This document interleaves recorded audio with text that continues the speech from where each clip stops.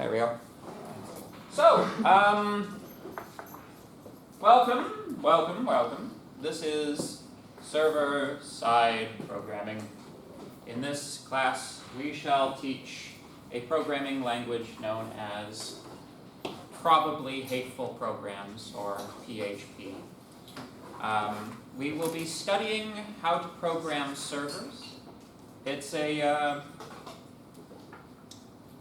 It's not one of the easy classes, let's put it that way. You should take this class with the requisite amount of, yes, I should probably study for this one. Databases, that one's not as difficult. This is one of the ones, one of those ones. So, I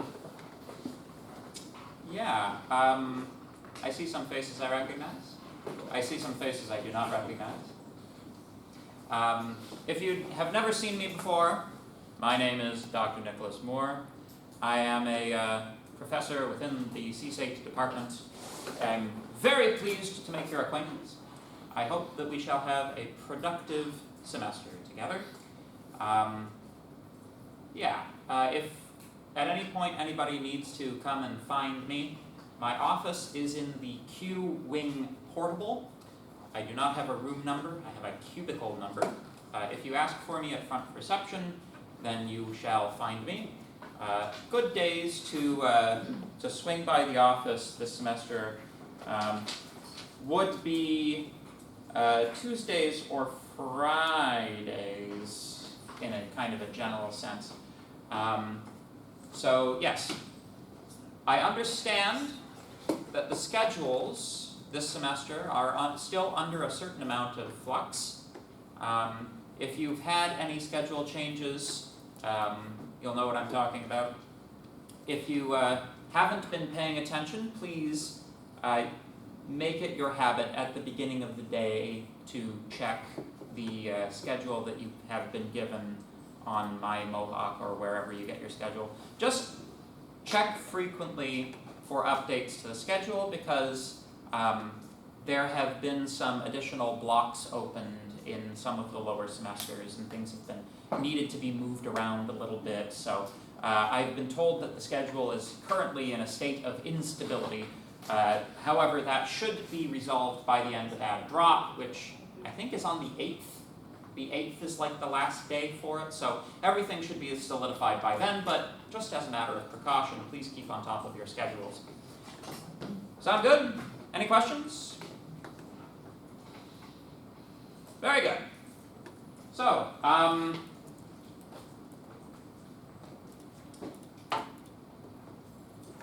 let's go over some of our course policies for this course.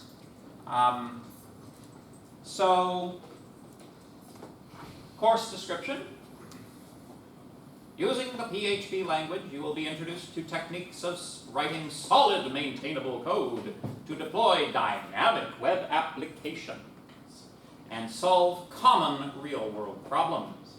Topics covered, blah, blah, blah, blah, etc. So, this is a course in server-side programming. This course was originally part of the client-side course that hopefully most of you will have gotten through in previous semesters.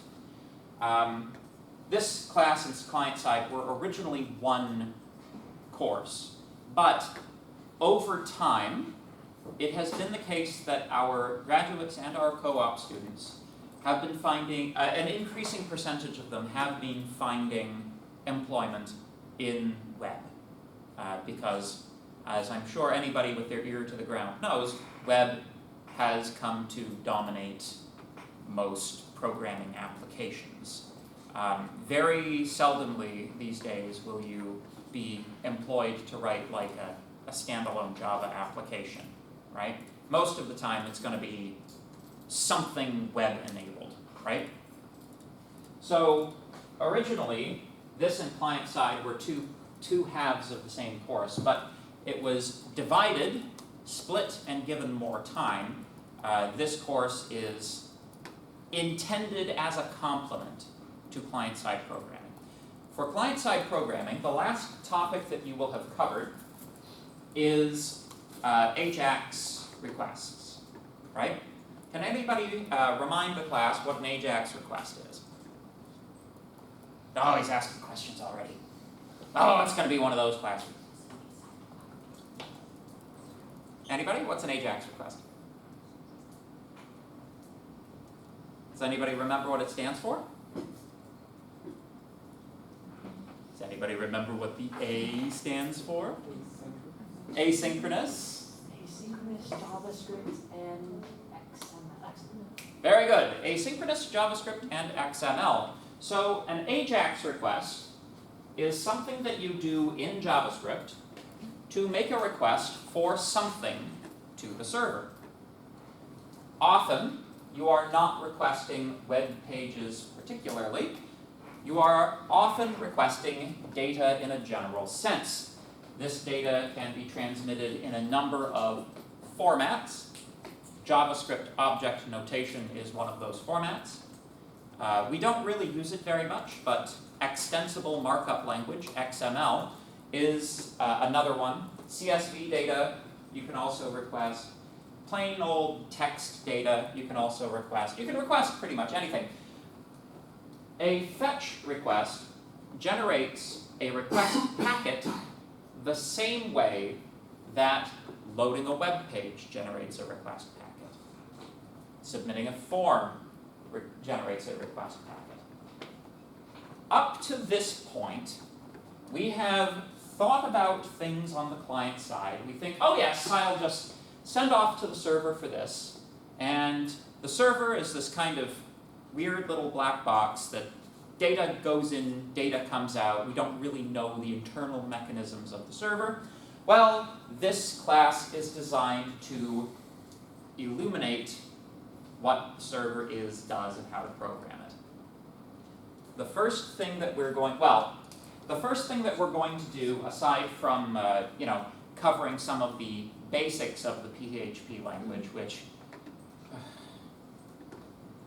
unfortunately largely resemble JavaScript. I know, right? It's okay, we'll get through it. Once we've covered our language basics, the first thing that we're going to do is essentially learn how to hook up the other side of that mechanism. We're going to learn how to receive data from incoming request packets and then process them and send some output back to a client. You'll find that in this class, a firm foundation in your kind of basics of web architecture, as hopefully given to you by Intro to Networking, will serve you in very good stead. This is where a lot of that material starts to weave back in. Does that make sense? Very good. Excellent. Any questions about what the course is on? Okay. Doing good so far. Hands up if you're terrified. Don't be terrified. It'll be fine. However, you should always, actually, I'll take that back. You should be terrified. You should be terrified because servers are like, they actually have to be secure. Servers are the things that get hacked. So, a certain amount of paranoia when you're programming is always useful to an extent. It helps you guard against bad inputs because you don't know who's putting input into your program. You have no idea who these people are. But it's even worse when you're doing server programming because these could be the hackers. The hackers could be trying to hack the database. They could be trying to do the ransomware attack on you. And so, when it comes to server-side programming, you'll find that things are a little bit more rigidly structured than you will be used to. It is important not only to know how to get something to work, but to know how to get it to work without vulnerabilities. A fair amount of the content in this course will weave this theme throughout. You must know what a cross-site scripting attack is. You must know what an SQL injection attack is, and you must be able to guard against both. So, don't be terrified of the course. Be terrified of the internet, because it's a scary place. So let's discuss the grading scheme. Probably all of you have read it by now, but that's okay. I can increase the magnification on that. Sorry, everybody in the back. There we go. So, grading scheme. This is a course which has assignments, a midterm test, and a final exam. The assignments are worth 40% of your final grade. There are 5 of them. Quick maths, how much are they worth each? 8. Very good. Nice. We have a midterm test and a final exam, which are both equally weighted, both at 30%.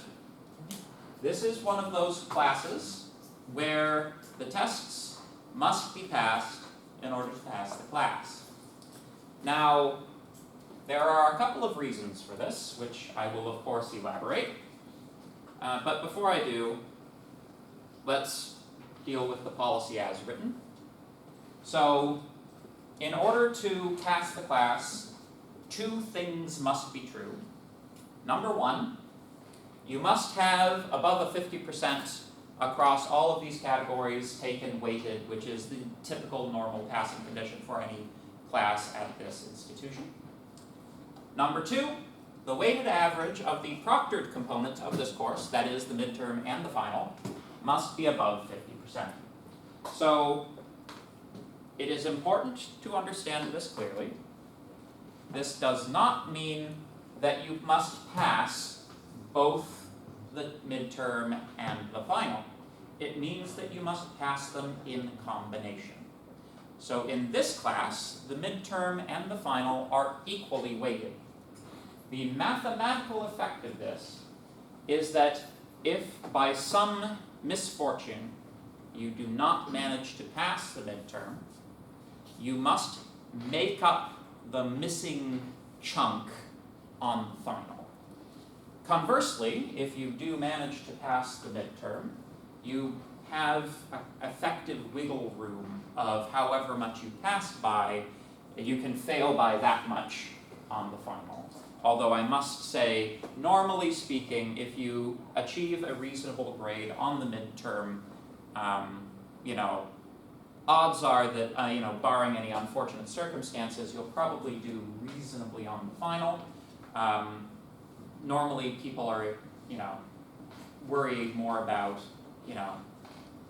if I get, for example, a 40% on the midterm, then you have to get a 60% on the final to pass. People are normally more worried about that condition than the other way around.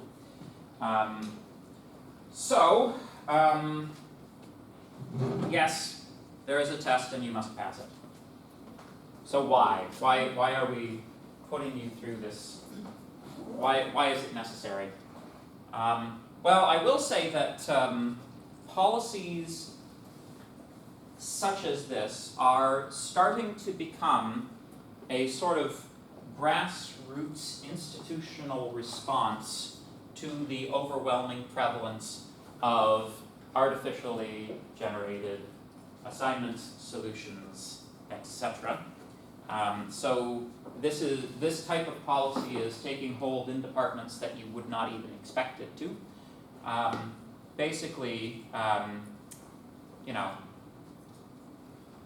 And this kind of shades into artificial intelligence as well. The problem that we have with artificial intelligence is not new. It has predated artificial intelligence by at least a decade and a half or 2 decades. The problem is more so that artificial intelligence has accelerated existing trends rather than, decelerating them, I guess.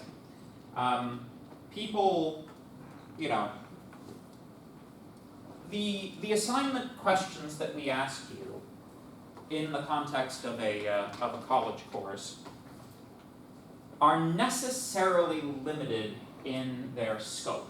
I can only ask you to do so much on an assignment that I expect you to complete in 2 weeks. These types of sort of bounded small problems are precisely the sorts of things that AI can find answers to quickly and easily, and even with some degree of accuracy, unfortunately. This, however, has been the case for some time. If it hasn't been, you know, people going on places like Course Hero and Chegg and finding assignment solutions to previous assignments, it's been absolutely possible to sort of cobble code together from random Stack Overflow posts without really understanding what's going on, composing an assignment that way, without, you know, it's sort of knowledge enters through the eyes and leaves through the fingertips without ever having come to rest in the brain. This is the purpose of the testing component of this class, is to see that, to test whether any of the course material at any point came to rest in your brains. So that's, you know, roughly speaking, that's why.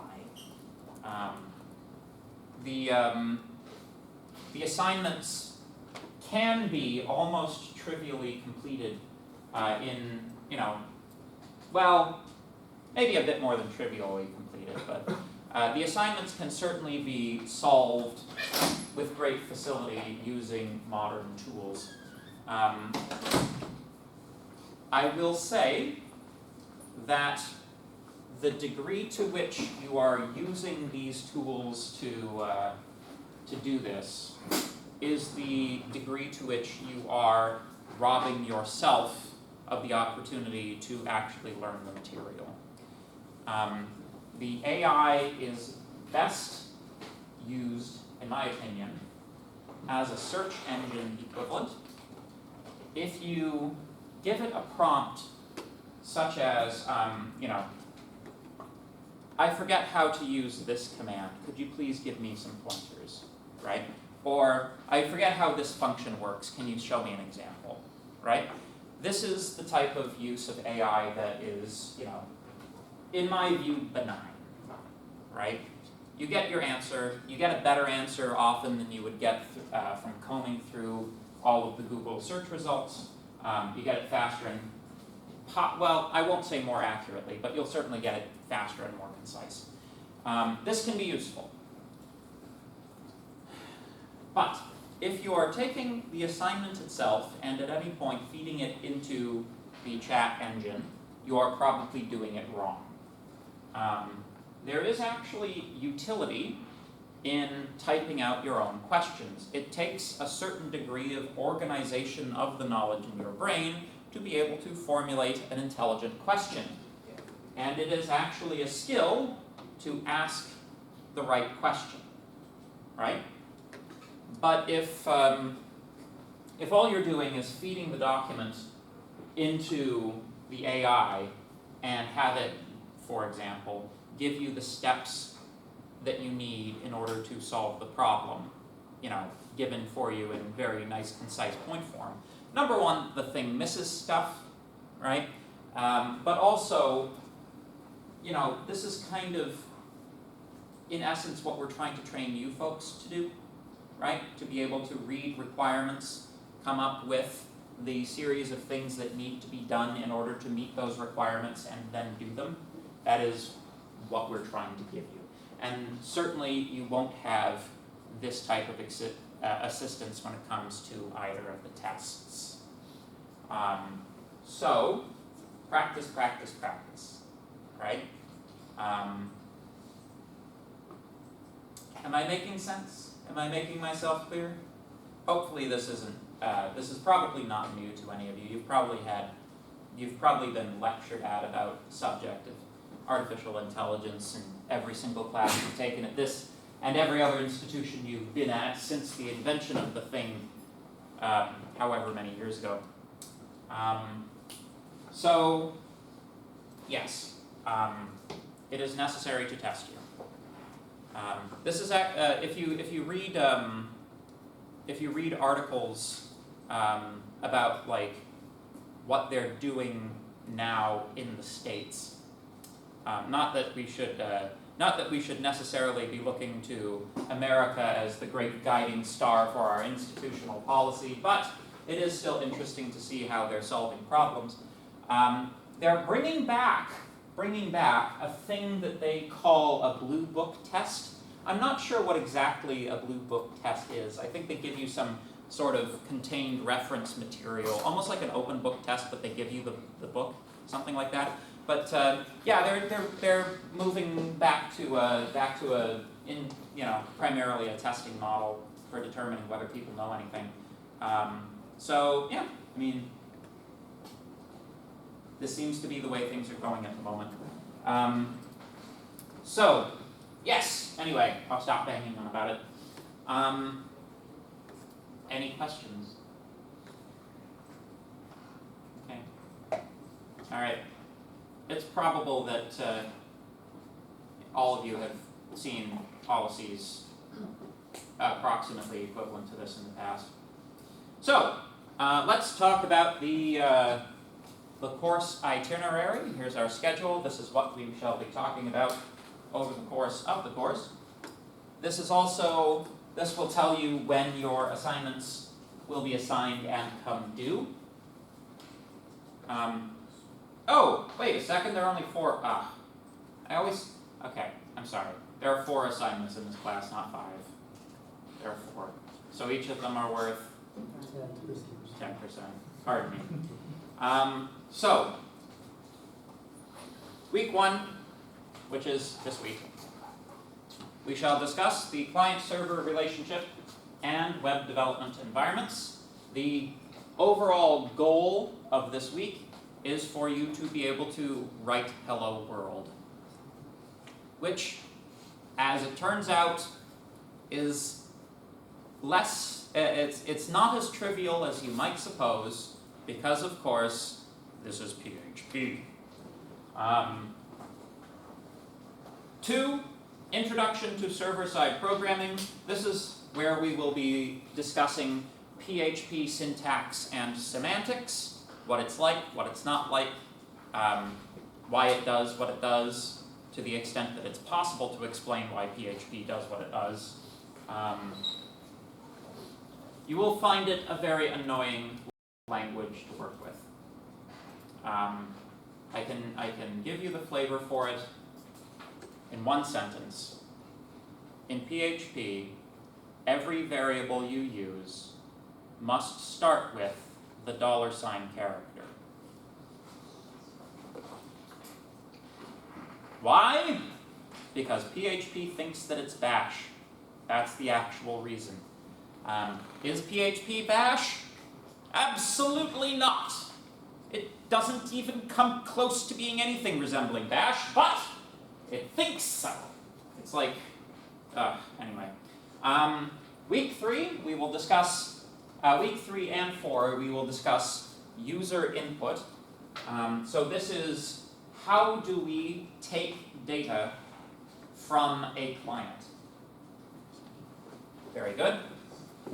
Weeks 5 and 6, we will discuss file I/O. Now, I find it a little bit strange that this program waits until this course to do any discussion whatsoever of file input and output. I would consider that personally to be something we should do in the very first semester. It's so important. But here we are. We shall discuss file input and output in weeks 5 and 6. Week 7, we shall have the midterm exam and the midterm exam review, to the extent that that works out. This works out to the first week after break week, I believe. So, very good. After that, we will talk about cookies and sessions. not actual cookies. Sorry. If I remember to bring cookies, maybe I'll bring cookies, but yeah. Databases. How many of you are concurrently taking the course on databases? How many people have all, and of those who didn't put your hands up, have you already taken it? Yeah. Is there anybody in the room not taking databases or having had it already? Okay. Do you know any SQL? No? That's okay, it's easy. Yeah, we'll go over SQL then. It's like,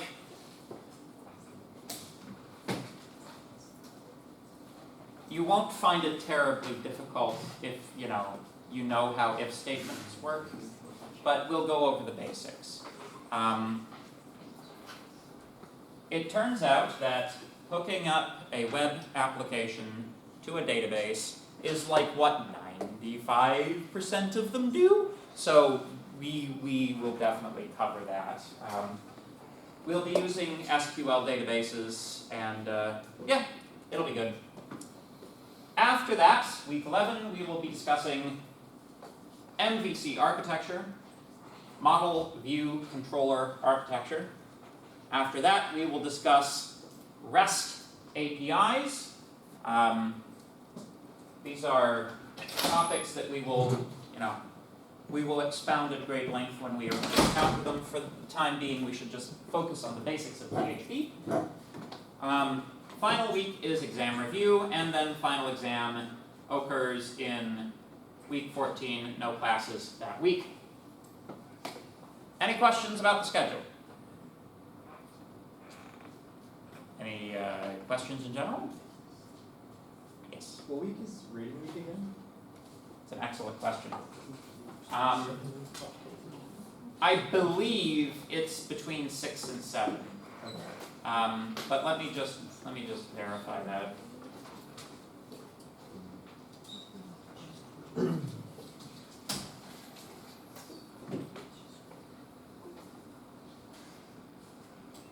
All right, so we are the 25-26 academic year. Fall break is from the 13th to the 17th. So this is week 1, week 2, week 3, week 4, week 5, week 6, week 7. So I was right. Week 7 would fall on reading week, but that's not considered an instructional week. Right. So reading week occurs between week 6 and week 7 on this, which means that our midterm occurs the week after we come back from reading week. Sound good? Yeah. Any other questions? That was an excellent question. Yes? The final exam, is it cumulative to include content from before the midterm, or is it like, we cover content, do the midterm, and then the final exam will cover new stuff only? You will find that that the material in this course is so strongly cumulative that the final exam cannot help but cover the first half of the course, perhaps more implicitly than explicitly. The slight exception to this is the file I/O material. That tends to be weighted a bit more on the midterm and a bit less on the exam, but the exam is cumulative. There's basically not much you can do in PHP without taking user input, and that's like the first month, up to the end of the first month of this class, all we've done is take user input. So, any other questions? Yes. The syllabus mentions WebSockets, but what week do we cover WebSockets?